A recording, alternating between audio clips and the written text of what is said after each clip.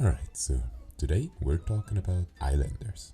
Now I'm not sure if many people actually heard of it. I don't think it ever went really viral or anything, but I think it's a pretty good game. And all you need to know is basically in the title, Islanders, a minimalist city builder. Because that's pretty much spot on. You have a little randomly generated island and you can choose between two things to build, basically, two group of things. For example, you can choose to build either an algae plantation or some lumberjack huts, for example. Now, depending on what island you get, you can choose what's better for you. Because if you choose lumberjacks, if you place them close to trees, if you have trees, that's the point. If you place them to trees, you get more points. And the more points you get, the faster you unlock new things. Or rather more things, not really new things.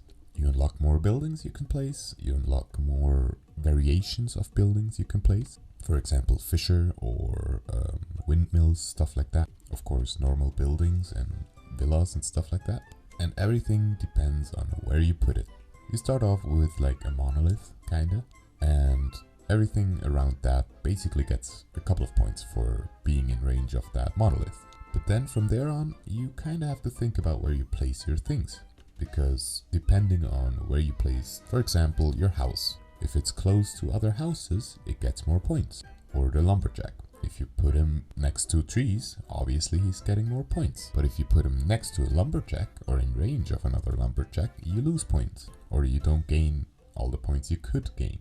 And with those points, you unlock new buildings or more buildings and you continue building on your city. Or on your island, sorry. Name of the game. Now, at some point you unlock the new island and you move on, or you can move on. But you can also choose to go for a high score, for example. You can just try to basically fill up your whole island with buildings until you run out of space. There's no time limit, there's no stress involved in this game at all. It really is just casual fun, casual, I don't want to say mindless fun, because you do have to think about where you place your buildings. And if you kinda like me, you kinda want to do it pretty as well. You want to have a pretty island in the end. But yeah, you can move on. Like, as soon as you unlock your new island, you can move on to the next island. It's probably bigger. Most of the time it's getting bigger with time. And then you can, yeah, build more buildings on that island. Basically start over again. And that's the game. Kinda sounds underwhelming when I say it like that.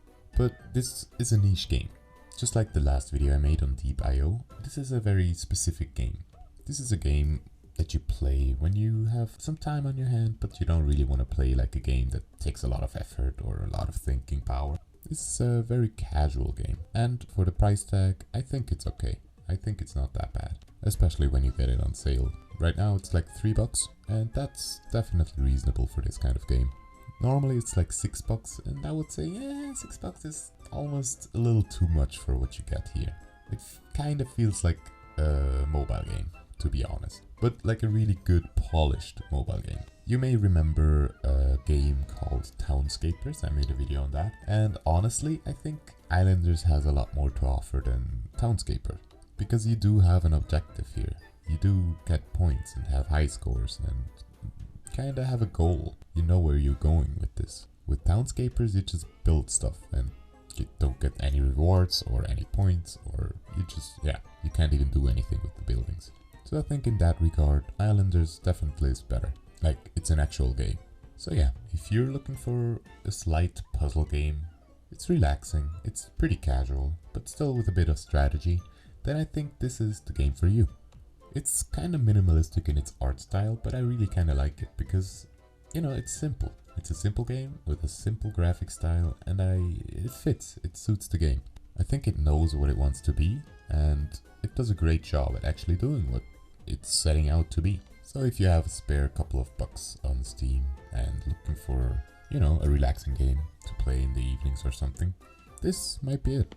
Go have a look. So yeah, thank you for watching. I hope you enjoyed the video, and I wish you a wonderful day and a wonderful evening or a wonderful morning, depending on when you watch this. Goodbye.